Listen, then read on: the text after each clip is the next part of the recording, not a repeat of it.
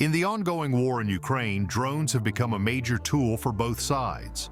Ukrainian forces have become experts at destroying Russian drones. They've developed a variety of methods, from using anti-drone guns that jam signals to launching other drones to take down the Russian ones mid-air. Sometimes Ukrainian forces send their drones to attack Russian drones directly. These drone-on-drone battles take place in the sky, where Ukrainian drones sacrifice themselves to destroy the Russian drones before they can hit their targets. It's a high-tech game of cat and mouse, with both sides racing to outsmart each other. Enjoy this compilation video and welcome to Military Footage Archive. Don't forget to subscribe.